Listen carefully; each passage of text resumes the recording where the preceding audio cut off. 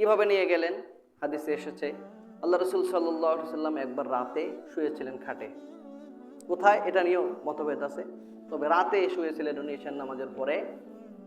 এই সময় আল্লাহ রাব্বুল আলামিন দুইজন ফেরেশতাকে পাঠালেন।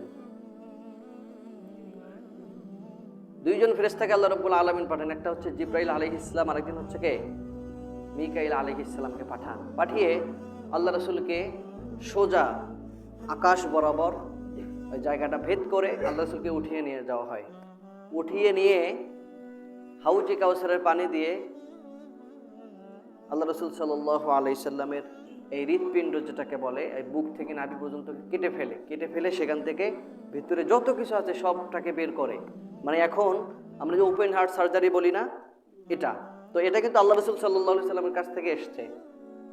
তো সব কিছু ভেতর থেকে বের করে নিয়ে জমজমের পানি দিয়ে সুন্দরভাবে পরিষ্কার করে পাক পবিত্র করে আবার আল্লাহ রাসূল সাল্লাল্লাহু আলাইহি সাল্লামের ভিতরে ঢুকাই দিয়ে স্বাভাবিকভাবে আবার আগের মতো করে দেন। এটা আল্লাহ রাসূল সাল্লাল্লাহু আলাইহি সাল্লামের জীবনে কয়বার হয়েছিল? একবার হয়ে, একটা বর্ণনায় আছে দুইবার, আর একটা বর্ণনায় আছে তিনবার। একটা হচ্ছে আল্লাহ রাসূল সাল্লাল্লাহু আলাইহি সাল্লাম যখন ছোট ছিল, তো ছোট্ট বাচ্চাদের একটু দুষ্টামি করার অভ্যাস থাকে না, এদিকে ছোটাছুটি করা, ওইদিকে দৌড়াদৌড়ি করা, এদিকে বেশি বেশি কথা বলা, এই ছোটখাটো বিষয়গুলোকে দূর করার জন্য আল্লাহ রাসূল সাল্লাল্লাহু আলাইহি সাল্লাম 4 বছর অথবা 5 বছর বয়সে হালিমাতুস সাদিয়ার ঘরে যখন তিনি ছিলেন, ওই সময় আল্লাহ রাসূল সাল্লাল্লাহু আলাইহি সাল্লামকে ওই ফেরেশতারা এসে ওপেন হার্ট সার্জারি যেটা এটা করেছিল, ওইটা একবার। আর একবার হচ্ছে কি যখন মিরাজে গমন করেন তখন। তো সব কিছু পবিত্র করে নিয়ে আল্লাহ রাসূল সাল্লাল্লাহু আলাইহি সাল্লামের জন্য আল্লাহ রাব্বুল আলামিন একটা বুরাক পাঠিয়েছিল। বুরাক ঘোড়ার থেকে ছোট একটা প্রাণী, এই আপনার ছাগল দুম্বা এই টাইপের। এটা শুধু একটাই মাত্র আল্লাহ রাব্বুল আলামিন প্রাণী পাঠিয়েছিল, একমাত্র আল্লাহ রাসূলের জন্য পাঠিয়েছিল। এটা আর হয়তো কখনো পাঠাবেন না, কোনোদিন পাঠাবেও না, কেউ কখনো দেখেও নাই, হয়তো কেউ কখনো দেখবেও না। এটা একটা প্রাণী। তো এই প্রাণী যখন আল্লাহ রাসূল সাল্লাল্লাহু আলাইহি ওয়াসাল্লামের কাছে হাজির করা হয়, তখন আল্লাহ রাসূল এর উপরে ওঠেন। ওঠার পর কি করে? মসজিদুল হারামি ইলাল মসজিদুল আকসা। আল্লাহ রাব্বুল আলামিন সূরা বানী ইসরাঈল প্রথমে বলেন সুবহানাল্লাযী, সেই মহিমাময় রব, আসরা বিআবিদিহি লাইলান মিনাল মসজিদুল হারামি ইলাল মসজিদুল আকসা, যে তার বান্দাকে সফর করিয়েছেন মসজিদ হারাম থেকে মসজিদ আকসা পর্যন্ত। বারাকনা হাওলাহু লিনুরিয়াহু মিন আয়াতিনা, এবং ওইটা এমন একটা জায়গা যার চতুর্দিক থেকে রহমত নাজিল হয়। সুবহানাল্লাহ পড়েন। মানে কোন জায়গার কথা বলা হয়েছে জানেন? মসজিদ আকসার কথা বলা হয়েছে, যে ওখানে ওর চারদিকে সবসময় রহমত নাজিল হয়। কেন নিয়েছিল? লিনুরিয়াহু মিন আয়াতিনা, আল্লাহ রাব্বুল আলামিনের নিদর্শনগুলো দেখার জন্য। ইন্নাহু হুয়াস সামিউল বাসীর, নিশ্চয়ই আল্লাহ রাব্বুল আলামিন সবকিছু শোনেন এবং সবকিছু জানেন। তো আল্লাহ রাসূলকে মসজিদ হারাম থেকে মসজিদ আকসা পর্যন্ত নিয়ে গিয়েছিল কিভাবে? ছোট্ট একটা প্রাণীর মাধ্যমে। কিভাবে নিয়ে গেল? হাদিসে এসেছে এটা এমন একটা প্রাণী যে ওই প্রাণী তার সামনে যত দূর দেখে তত দূর চোখের পলকে আউগে যায়, সামনে চলে যায় একদম। আপনার চোখ যত দূর যায় তত দূর সে নিমেষেই সামনে ছুটে চলে যায়। যেটা আল্লাহ রাব্বুল আলামিনের কাছে কি সহজ নয়? সহজ। এভাবে নিয়ে যায়। সেখানে গিয়ে মসজিদ আকসায় গিয়ে সব নবী রাসূলদের সাথে আল্লাহ রাসূল সাল্লাল্লাহু আলাইহি সাল্লামের সাক্ষাৎ হয়, এবং আল্লাহ রাসূল সাল্লাল্লাহু আলাইহি সাল্লাম নিজেই সেই 2 রাকাত নামাজ পড়েন সকলকে নিয়ে, এবং ওই নামাজের ইমামতি আল্লাহ রাসূল নিজেই করেছেন। সুবহানাল্লাহ। তো এতটুকু ছিল হচ্ছে ইসরা, মসজিদ হারাম থেকে মসজিদ আকসা পর্যন্ত এটুকু হচ্ছে ইসরা। এরপর নামাজ পড়া শেষে কি হয়?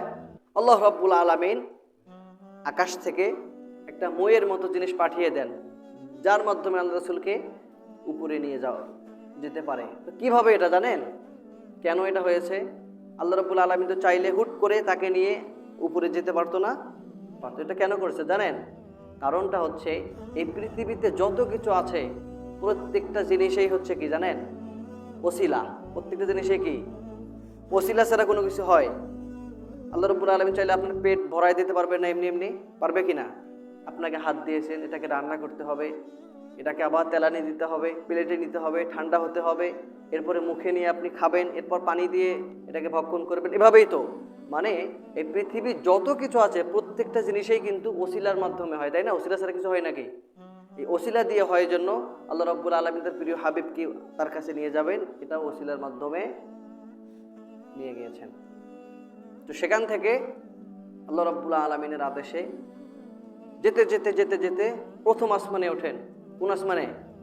প্রথম আসমানে গিয়ে যে ফেরেশতারা সেখানে ছিল তারা আসমানের দরজা খুলে দেয়। আসমানে কিন্তু দরজা আসছে, হাদিসে এসেছে, দরজা খুলে দেয়, দিয়ে আল্লাহ রাসূলকে তারা রিসিপশন সালাম দেয়, আসসালামু আলাইকুম ওয়া রাহমাতুল্লাহ। পরে আল্লাহ রাসূল বলল ওয়ালাইকুম আসসালাম, গিয়েই প্রথমে আদম আলাইহিস সালামের সাথে দেখা, যিনি পৃথিবীর প্রথম মানুষ, যিনি পৃথিবীর প্রথম মানুষ। ওই দিনেই আল্লাহ রাসূলের সাথে কিন্তু আদম আলাইহিস সালামের দেখা হয়। এর আগে দেখা হয়েছিল নাকি বলেন? দেখা হয়েছিল? হয় নাই। আমরা যে বলি যে আদম আলাইহিস সালামের সাথে আল্লাহ রাসূলের দেখা হয়েছিল, তো এটা কখন, কোথায়? ওই তো আসমানে। কোথায়? আসমানে। পরে আসমানের দরজায় যে ফেরেশতারা ছিল তারা বললেন যে যার কথা আল্লাহ রাব্বুল আলামিন যাকে আজকে নিয়ে আসার কথা, আপনি সেই ব্যক্তি? বলছেন নাম, হ্যাঁ, ইয়েস, আমি সেই ব্যক্তি। তখন সেখানে আদম আলাইহিস সালামের সাথে কিছুক্ষণ কথা বলে। এরপর দ্বিতীয় আসমান ঈসা ও ইয়াহইয়া আলাইহিস সালামের সাথে দেখা হয়, দুইজন নবীর সাথে।